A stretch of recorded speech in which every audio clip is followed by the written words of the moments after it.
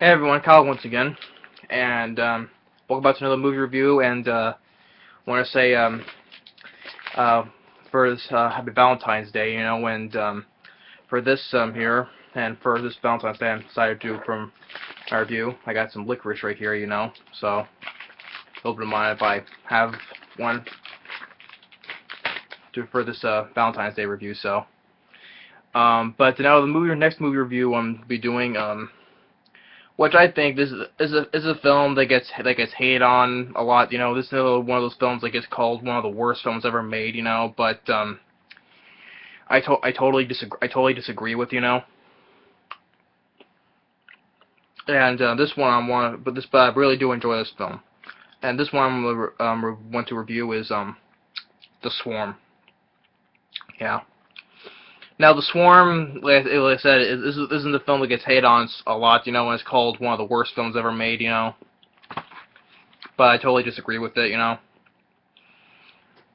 the film was released in 1978, and it has an all-star cast, And it's directed by Irwin Allen, who's produced on a lot of disaster films, and also directed a few, Like, he directed this film, and reviews I also did. He produced the original the Poseidon Adventure, and he directed the sequel, Beyond the Poseidon Adventure.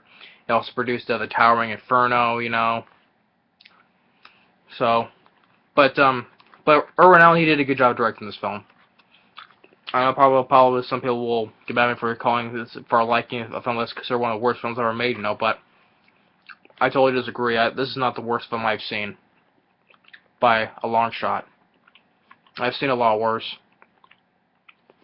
So, but of course, when the film came out, it was a box office flop. I think the budget was like 21 million, made like 7 million, and it has a 4.3 on IMDb and has a 14% Rotten Tomatoes. I don't think it deserves it. But again, with the all-star cast, you have as far as Michael Caine, because Michael Caine. Other thing about Michael Caine says that says that this is one of the worst films he's ever made, and I also would disagree with what he says though, because he's me thinking like this is worse than like his performance in Jaws: The Revenge, That's another thing I consider one of the worst films ever made. He doesn't say he does not consider that his performance in this film is worse than his performance in Jaws: The Revenge, but totally disagree with what he says on that part, Michael Caine, because I totally disagree, but because Michael Caine did a really good job in the film. And aside from Michael Caine, you have Katherine Ross and Richard Widmark and Richard Chamberlain. You have Olivia de Havilland, Ben Johnson, Lee Grant, Jose Ferrer, Duke Astin, Slim Pickens, Bradford Dillman, Fred MacMurray, and Henry Fonda, who's right there,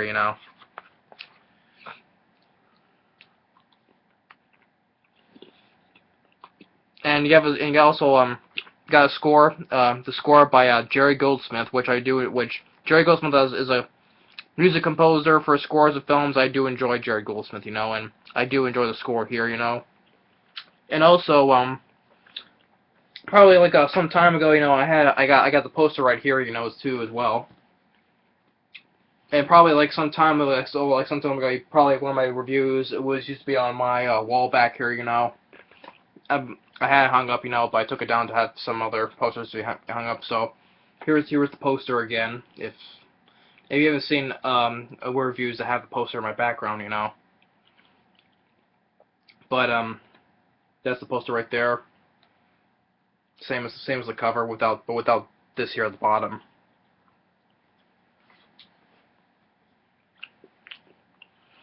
But yeah, I just want to say why it gets hated on so much, It has special features. Has not only a trailer though, but also has a behind the scenes documentary of the making of the film, And it was fine, And which also in the trailer, that's the theme is also in the trailer from Jerry Goldsmith is also in the movie, which that's a good thing, like I said, I like Jerry Goldsmith. But I'm saying anything else. Oh, even despite the film, all the trash talk it got about, the film was nominated for Academy Award for Best Costume Design. Yeah, the film gets a lot of trash talk. It gets nominated for Academy Award for Best Costume Design. But again the story. Now this is the one of the things though. I'm not be able to talk fully about the film because this film this is a very long film. It's this film was 2.5 hours long, but originally when the film was released though, it was like under 2 hours, like an hour and 15 minutes though. An hour. No, actually, yeah, it was like an hour and no, it was yeah, it was not an hour 15 minutes, like 115 minutes was like under, so it's under 2 hours. But when they released this when they released this on DVD and also on Laserdisc as well, but they added the full length of the film, which is over 2 hours. Is just 2.5 hours, so 152 minutes basically. No, 156 minutes. That's the way they call it, the extended cut, you know. So yeah, all they have to show on this DVD or if you get a Laserdisc, you know, it's still only the extended cut, so the full length of the film, you know. And that's probably some people won't like it because it's a very long film. But didn't bother me though because I think the film went at a good pace as well, you know. Especially the great directing by Irwin Allen, you know, and the score by Jerry Goldsmith, and especially the cast as well. But I'm not gonna explain the whole thing of the film because it's a long film. So, but this does open up with some military people coming into this military base, you know, and they come in, they see all these bunch of bodies, you know, they're all dead, you know, and one of the guys who's there is Bradford Dillman, and Bradford Dillman is he also starred in the 1978 creature film Piranha. He starred in the original Piranha, but he had a beard in the film. So, but Bradford Dillman, he's there, you know, and yeah, like I said, from Piranha, and he calls for General Slater, who was played by Richard Widmark. So they all arrive at the base, and they find Michael Caine there because they find his van was outside because it was a civilian van on an Air Force or military base, you know. And he's a guy who studies insects, you know, especially the bees, and he knows exactly what happened here. But I'm not going to explain the entire film because this is a very long film to explain about. But like you got some things about well, I'll skip to some of the scenes, like for instance, like he was been placed in custody because no one believes him, but until he gets approval from the White House, you know, and he's been placed in direct command of everything, of all operations there, you know. But so he can further do it on his studies of what's going on, you know, and the military is wondering what's going on. And there's an instance where there's this scene at a park where a family's there having a picnic, you know, and the bees attack the parents, you know, and the boy is shocked about what's happening. He drives away in the car, you know, and he's put in the hospital, you know.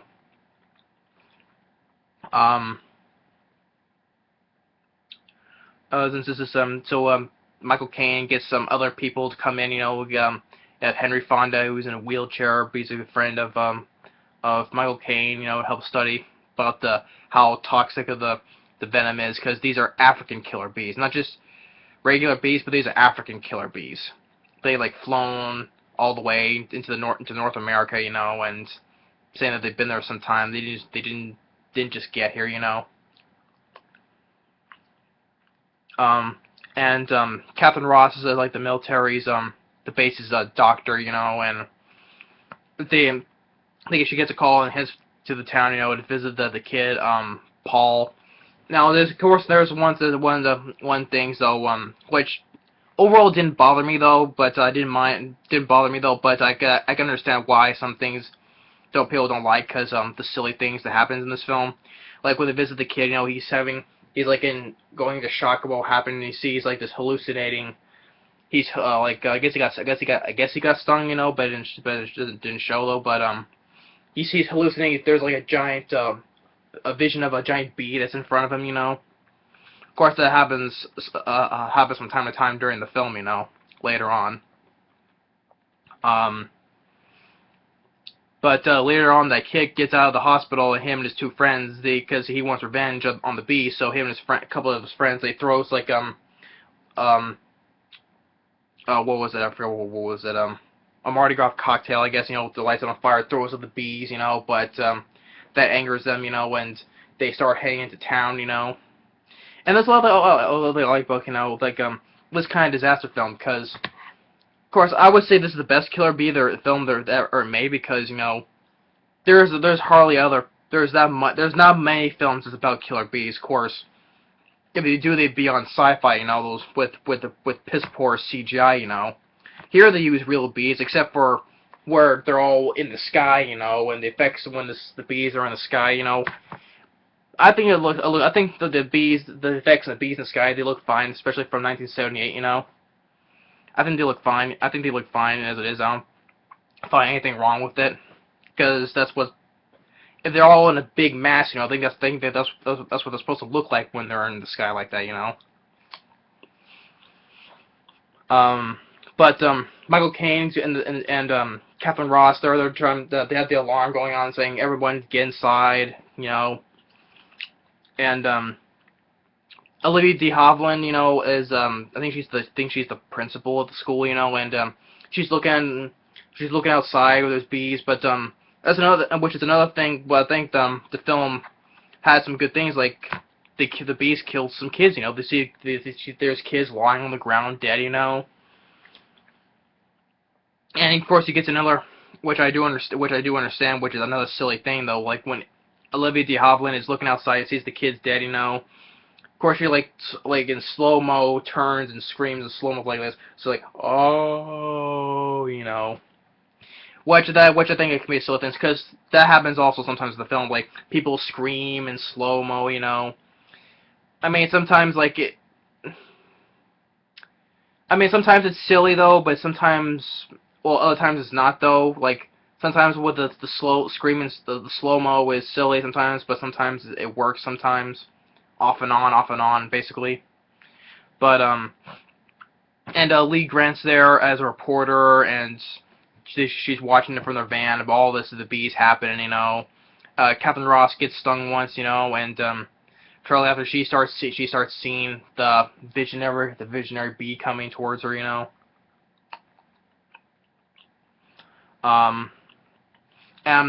And the bees don't mess around, they've killed a lot of people, there's like a lot of people in body bags and everything,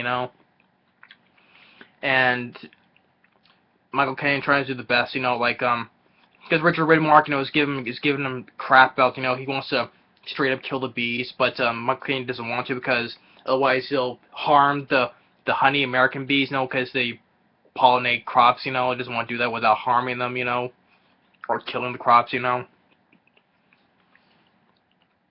And Henry Fonda is trying to work on something to help with the trying to help find a way to stop the bees, like him and Richard Chamberlain also comes in. He's also a doctor, and they make these pellets, try to kill them with these pellets, with trying to use the venom from them. But they throw the pellets down, when that doesn't work, and another instance where Henry Fonda is trying to find a cure for an antidote for the people who've been stung. Or another instance is when Slim Pickens comes in. He's not in the film. He doesn't come in that much. He comes in for this one scene though, and that's it. He says he's a county engineer. He says he's threatening to shut off the base's water pipes, unless he goes and sees his son, and Richard Widmark allows him to come in and for some of the people who are dead in the base, and he finds one the buyback put his son in it, and Slim Pickens gets upset, and wants to pick him up, take him out, and of course, it's like, if the only way you want to get him out here, take me out here, is is to shoot me. You know, I think would be glad if you did. You know, and General Slater, Richard Widmark allows him to take him out there. You know, and that's what the only scene with Slim Pickens. You know, and he's only in it for that scene. You know, but I like Slim Pickens. You know, as an actor, and I like him. It was nice to see him in that one scene. You know. Other instances, back with that kid, you know, Paul, later on, I thought it was an unexpected thing, you know, like the kid, he's laying in a hospital bed and all of a sudden he dies, you know, because like you really think he's fine, you know, and he's going to be all right, but no, he dies, you know. I thought it was like another unexpected thing, you know. Not only kids there with this kid who was traumatized, you know, and all of a sudden he dies as well. That's what I like about this. The film took like some good well, how I say it? How would I like chant? I think the film had some the film had put like how would I say it? The film had some balls to it, you know, basically, you know. The bees kill kids, you know, they kill lots of people, doing a lot of damage, you know. Even one who's a survivor, you know, and eventually he dies, you know, like the kid. Yeah, the film had some balls to it, you know. That's what basically I'm putting it, you know. And even with the instances with Henry Fonda, like this scene right here, you know, he thinks he's found a cure, you know, and he injects it into himself, you know, and thinking he found the cure, but exactly no. He didn't find the cure. It actually kills him instead, you know. So there is no cure, and he killed himself. You know, Michael Caine gets upset that he did that, you know, when he's dead, you know. More instances what the bees do, you know. There's a scene where this nuclear plant, you know, the bees attack the place, and where Richard Chamberlain is at, and Jose Ferrer is there. The bees attack the people there, and it kills them too as well, and it blows the nuclear plant blows up, you know. The bees are really doing a lot of damage, you know, and that's what I like about the scene in a film like this, you know.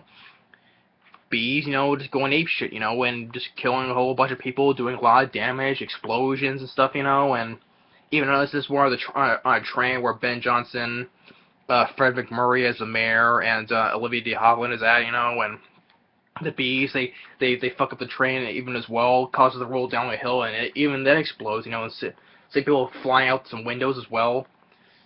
A lot of people on the train, all the people in the train dies, and they're like saying like the death tolls like up to over 36,000 people are dead, you know. And the bees, like they've killed a shitload of people in this film, you know. And then you get people they get the scene right here where they're heading towards Houston, Texas, you know, when they're in this building here, and you got people with flamethrowers trying to kill the bees. And there is also a scene in the film where there's an ambulance, you know, like one scene here, like a guy driving an ambulance, like he's not wearing a helmet or gloves or anything, you know, because you know, like people with flamethrowers they're wearing helmets and gears and stuff. Like this guy is not wearing any, you know. I don't know what was up with that. And even when the building, the ambulance crashes into this building and blows up, like when it takes place, it's really at night though. But when the ambulance comes in through the building, it's daytime. That was like a messed up scene right there, because first it's nighttime, then when it explodes, it's in the daylight, you know. Oh well, but still. But then Michael Caine comes to the conclusion that the reason how the bees got to that base at the beginning, because the sound, the alarm system, you know, was identical to the bees' mating ritual, you know. So they plan to use that to fight the bees with, you know. But the bees get inside of this here building, you know, and then they start killing more people, and Bradford Dillman, he dies, and Richard Widmark tries to fight with a flamethrower, tells as Michael Caine gets Katherine Ross out of there, you know.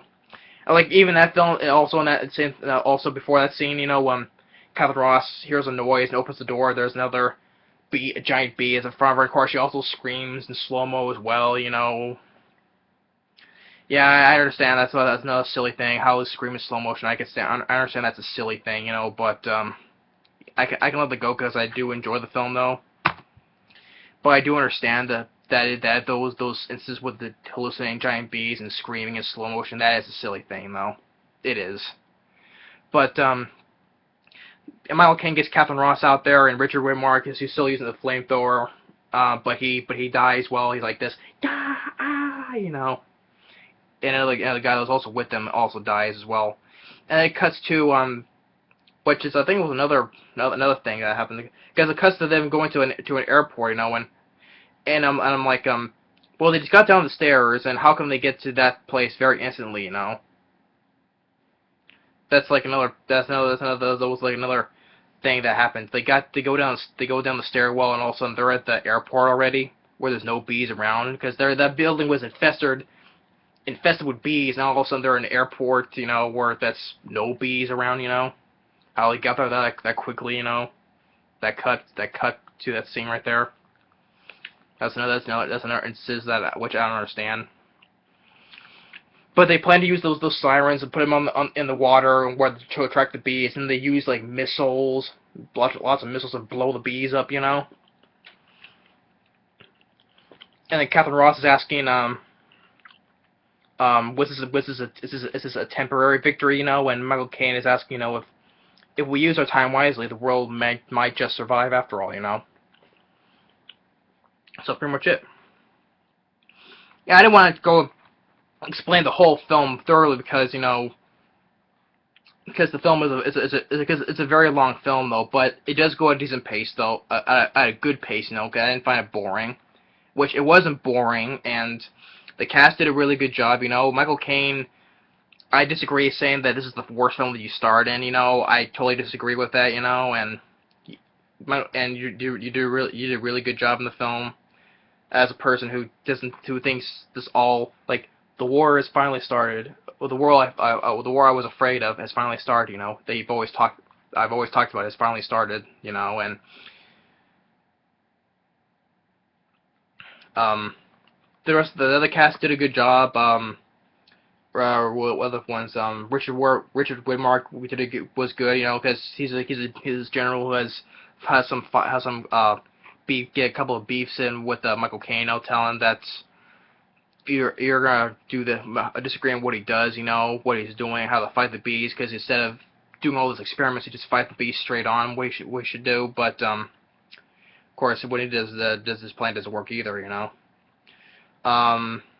Ben Johnson, Richard Chamberlain, Slim Pickens was in that for that one scene, you know, but Frank MacMurray, Bradford Dillman, Lee Grant, Katherine Ross, the whole cast did a good job as well, you know. I do enjoy the score by Jerry Goldsmith because I'm a fan of the scores by Jerry Goldsmith, you know. Yeah, he did a good job with the score.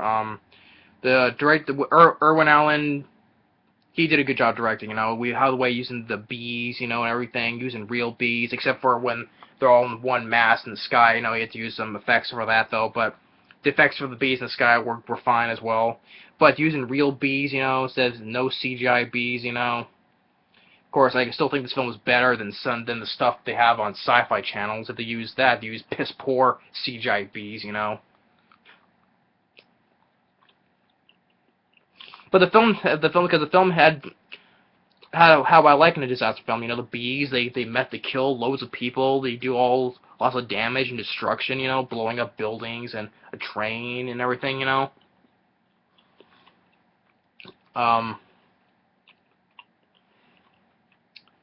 And people get a lot of action. People using the flamethrowers, and got a couple of helicopters crashing at the start of the film, you know. How the city gets invaded by all these swarms of killer bees, you know.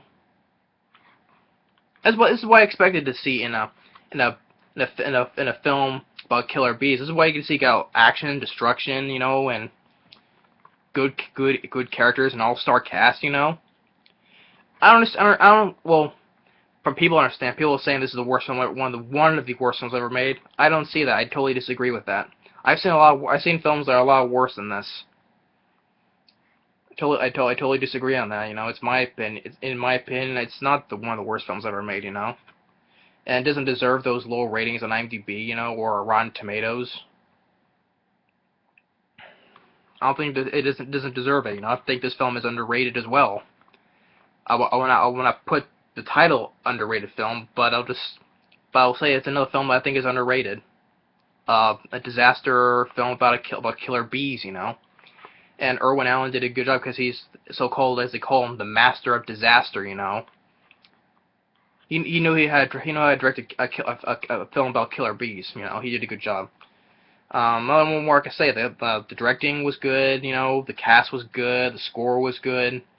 The concept I do like about how killer bees films should, you know. But yeah, I don't more to say, you know. I don't more to say. So this is my review for got this hardcover here. That's what it looks like right there. The film goes at a decent pace. You know, I do understand the length of film some of the film cut, but I don't mind the full 2.5 hour film. You know, the length of the film doesn't bother me. Yeah, with the silly instances with the hallucinating with the giant bees and the screaming in slow motion. You know, I do understand that. It does look silly though, but didn't bother me overall because I do enjoy the film. You know. I know probably some people would get mad at me for liking the film. It's considered one of the worst films ever made, which to me I don't think it is not, you know. But I do enjoy The Swarm. If there's anyone who hasn't seen The Swarm, if you like it or don't like it, it's your opinion, you know. But that's my review for The Swarm for this Valentine's Day movie review, you know. I mean, eating for Valentine's Day, I'm eating licorice right here, you know. And also, we do got the poster still right here, you know. The Swarm is coming, you know. So, the show right there. So that's my review for, once again, The Swarm, 1978. You know, to me, it's not one of the worst films ever made. I've seen a lot worse, like I said. But anyway, that's my review of it. Take care and stay tuned in the next movie review. Later, and once again, happy Valentine's Day. Later.